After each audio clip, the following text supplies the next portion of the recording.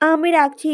তিতির ফোনটা কাটতে গেলেও আটকে দিল আরাপ। আহ্লাদি গলায় বলে উঠল, আচ্ছা আচ্ছা, ফোন কাটার আগে আরেকবার বলবে ভালোবাসো। তিতির তখন গাল ফুলিয়ে দাঁড়িয়ে রয়েছে, কপট রাগ দেখিয়ে আওড়ালো, আপনার মনে আছে তো টিকটিকি কালাভুনার রেসিপিটা? আরেকবার রাগাবেন তো এবার ওটাই প্রথম রেঁধে খাওয়াবো আপনাকে। আরেকবার বেশ নির্লিপ্ত ভঙ্গিমায় আরাপ বলে উঠল, সে তো আমি বউয়ের হাতে বিষও খেয়ে নেব। অসুর মশাই একমাত্র মেয়েকে বিয়ে করব, অথচ তার হাতে সামান্য টিকটিকি কালাভুনা খেতে পারবো না? আমার ভালোবাসা কি এতটাই ঠুনকো নাকি? আরাপের কথায় তিথি আরো একবার দীর্ঘশ্বাস ফেলল। বরের লজিকের কাছে তিথির তর্কের কোনো জেতার চান্সই নেই। মৃদু স্বরে বলল তিতির, ভালোবাসি না আপনাকে, একটুও বাসি না। ভালোবাসার ছন্দ প্রত্যাখ্যানে আরাপ চমকালো না মোটেও, বরং স্বতঃস্ফূর্তভাবে আওড়ালো, থাক, সে তোমার ভালোবাসতে হবে না। আমি তোমাকে যতটুকু ভালোবাসি তাতেই তোমার আর আমার সারা জীবন আরামসে কেটে যাবে। কিন্তু দুপুরে মেহেন্দি অনুষ্ঠানে না আসলে সব মিস করে ফেলবে, বুঝলে? মিষ্টি হয়তো একটু পরই তোমাকে ফোন করবে, রেডি হয়ে থেকো, কেমন? তিতির অবাক হলো ভারী, ভ্রু কুচকে বলে উঠল, কাদের মেহেন্দি অনুষ্ঠান? আরাপ তখন টাওয়াল বের করছে ফ্রেশ হওয়ার জন্য।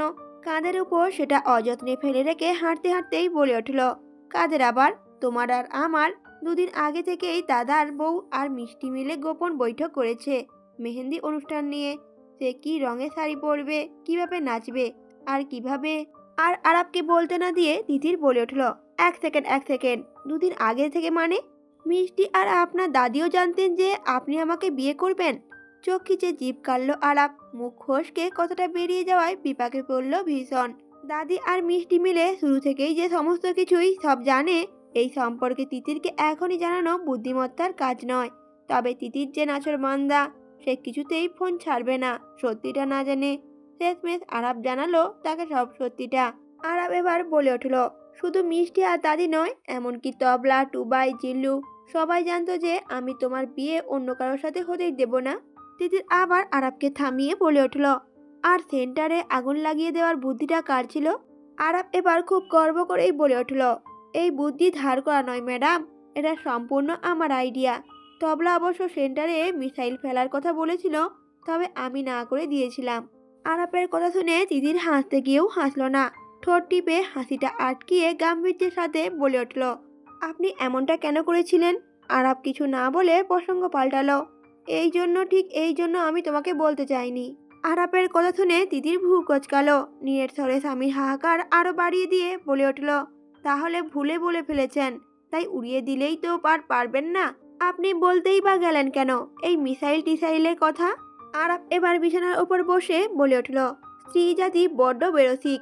ভুলে বলে ফেলেছি বলে ব্যাপারটা উড়িয়ে দিলেও তো দেখা যেত বিয়ের দিন কোণে মুখ বেজায় করে বসে আছে, মানুষ ভাববে বর বুড়ো, তাই পছন্দ হয়নি। টুবাই আর জিল্লু টিটকারি মেরে বলবে, ভাই ভাবি মনে হয় ভাবছে আপনি পারবেন না, তাই মুখ কালো করে বসে আছে। তুমি মন খারাপ করে বসে থাকলে আমি কত বড় ঝামেলায় পড়তাম, চিন্তা করতে পারছো? আরাপের কথা শুনে কপালে ভাঁজ পড়ল তিতিরের। চিন্তা করার বদলে সে সপ্রশ্ন গলায় জিজ্ঞেস করে বসলো, টুবাই আর জিল্লু কি পারবেন না বলে টিটকারি করে মারবে? তিতিরের কথা শুনে আরাপের মুখটা সাথে সাথেই চুপসে গেল। প্রথমে অসহায়ের মতো হাসলো, পরপর এক হাত মুঠো করে চোখ খিচে কপাল ঠেকালো। এ বউ নির্ঘাত বড় হয়ে পুলিশ হবে। এখনই বরকে যেভাবে জেরার উপর রাখছে, সেখানে ভবিষ্যতে যে কি হতে পারে সেটা ভেবেই বুকে ব্যথা শুরু হয়ে গেল আরাপের। তুতলিয়ে বলে উঠল, সংসার সংসার করতে পারবো কিনা সেটাই বলবে আর কি। ওসব ছাড়ো তো, দুপুরে কি শাড়ি পরবে তুমি? তিতির তখন বলে উঠল, দুপুরে আমি আসবই না। অদর কোণে বাঁকা হাসি ফুটল আরাপের, মুখ নিচু করে বলে উঠল, বেশ, তুমি না আসলে আমি তৈয়বাকেই আসতে বলছি। আপনার অল মেহেন্দি অনুষ্ঠান, অথচ সেখানে বউ থাকবে না, সেটা কি আর ভালো লাগবে দেখতে, বলো? তিতির সাথে সাথে ফুঁসে উঠল অমনি।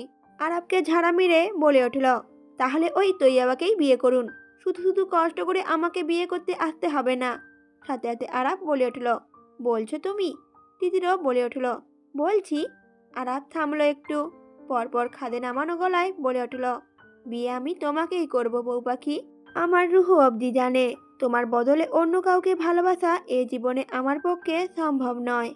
আমি রিসার্চ করে দেখলাম, আরাব ভাই একমাত্র পুরুষ যে কিনা নিজের বউকে দুবার বিয়ে করছে, অথচ একবারও বাছাই করতে পারেনি। আহারে আহারে! টুবাইয়ের এমন অদ্ভুত বিশ্লেষণে কপালে ভাঁজ পড়ল আরাপের। সিগারেটে প্রথম ভাগে আগুন ধরাতে ধরাতে বলে উঠল আরাপ, তুই হঠাৎ আমাকে নিয়ে রিসার্চ করতে উঠে পড়ে লাগলি কেন? টুবাই যেন আরাপের এই প্রশ্নের অপেক্ষাতেই ছিল। খুশিতে ঝুমঝুম করে উঠল তার পুরোটা শরীর। পরপর বুকে হাত গুজে বেশ গম্ভীর কণ্ঠে বলে উঠল টুবাই, শুধু তোমাকে না আরাপ ভাই, আমি তো সবাইকে নিয়েই রিসার্চ করছি। আমি মানুষের মুখ দেখলেই যা বোঝার বুঝে ফেলি। এই যে, যেমন তোমার মুখ দেখলেই বোঝা যায় তোমার এখনো বাসর। কথাটা শেষ করার আগেই পেছন থেকে মাথায় চারটি বসায় জিল্লু। দাঁত কিরমির করে বলে উঠল, হাদার ঘরে হাদা, তুই আরেকবার যদি মুখ দেখা মানুষের বাসর নিয়ে বিশ্লেষণ করছস, তোর রিসার্চ সেন্টারে পাছায় আমি আগুন ধরে দিমু টুবাই। এদিকে জিল্লু চাটি খেয়ে টুবাই তো হতভম্ব। প্রথমে এক হাতে মাথা ডলল, তারপর চোখ মুখে ভীষণ ব্যথা নিয়ে তাকালো আরাপের দিকে। হুট করে হওয়া আক্রমণে ধকল সামলাতে না পেরে চশমাটা খুলে নাকের উপর চলে এসেছে। তাই চশমার মাথাটা ঠিকঠাক করে চোখে লাগিয়ে আওড়ালো, আরাপ ভাই, তুমি তাড়াতাড়ি এই জিল্লুরে ট্রান্সফার করে চিড়িয়াখানায় পাঠাও। বান্দরের মতো কোথায় কোথায় খালি মাথায় বাড়ি দেয়। আমার মতো বিজ্ঞানীকে সম্মান দিতে না পারলে ওর এইখানে থাকার কোনো অধিকারই নাই। জিল্লু তখন অন্যদিকে তাকিয়ে প্রতিবাদ স্বরূপ বিড়বিড় করে বলে উঠল, আগে নিজের প্যান্টের চেন তো আটকাইতে শেখ। আইছে বড় আমার বাসট বিজ্ঞানী। এরকম মানহানিকর অপমানের প্রেক্ষিতে চুপ করে আর থাকা যায় না। টুবাই থাকতে পারল না, তেতে উঠে বলে উঠল, পড়ো তো সমসময় বাংলা লুঙ্গি। প্যান্টের মর্ম তুমি কি বুঝবে ছোকরা? আবার আসছে আমার রিসার্চ নিয়ে খোঁটা দিতে। কত বড় সাহস! অন্য অপমান যেমন তেমন, কিন্তু লুঙ্গি নিয়ে অপমান! আক্রোশে জিল্লুর নাকের পাটা ফুলালো। এক হাতে তুলে নিল গুদামের মেঝেতে পড়ে থাকা বাঁশ, পরপর অন্য হাতে শার্টের কলার মোড়াতে মোড়াতে এগিয়ে এলো। হাডিসা শহীদ নিয়ে গা বাঁচাতে বেগ বেঁধে হলো টুবাইয়ের। এক দৌড়ে গিয়ে লুকালো আরাপের পিছনে। জিল্লুকে হাতে বাঁশ নিতে দেখে ভ্রুকুটি করল আরাপ। বলে উঠল, তুই বাঁশ নিয়েছিস কেন? বাঁশ দিয়ে মারবি নাকি ওকে? এদিকে জিল্লু বলে উঠল গোখরা সাপের মতো ফুঁসতে ফুঁসতে, ভাই আপনি জানেন না, ওই হালার ক্যাঙ্গারুর মতো শরীর, শরীরের সব জায়গায় হাড্ডি গুড়িতে ভরা। দেখা যাবে হাত দিয়ে মারলে আমারই দুদিন বেড রেস্ট নেওয়া লাগবে। এইগুলা বাঁশ নিচ্ছি। ওই তার ছেঁড়া বিজ্ঞানী, সাহস থাকলে তুই সামনে আয় আমার। টুবাই তখনও শুকনো মুখে দাঁড়িয়ে রয়েছে, মনে মনে দৃঢ় প্রতিজ্ঞাও করেছে সরবে না এখান থেকে। জিল্লুর কথা শুনে আরাপ ঘাড় ঘোরালো। টুবাইকে শক্ত হয়ে দাঁড়িয়ে থাকতে দেখে ঠোঁটে ঠোঁট টিপে শুধালো, কি হলো? যা, জিল্লু ডাকছে যে তোকে। টুবাই থমথমে মুখে তখন বলে উঠল, জগৎ সংসার উল্টে গেলেও আমি আজ তোমার পিছন থেকেই নড়ব না আরাপ ভাই। তোমার শরীর যেমন হোক, ফেলনা না কিন্তু। বইয়ের আগে আমাকে বাগে পেলে পিটি আলু ভর্তা করে ফেলতে ওই বান্দরে 1 মিনিটও লাগবে না। জিল্লু তখন চেঁচিয়ে বলে উঠল, তুই আবারও আমারে বান্দর কইলি?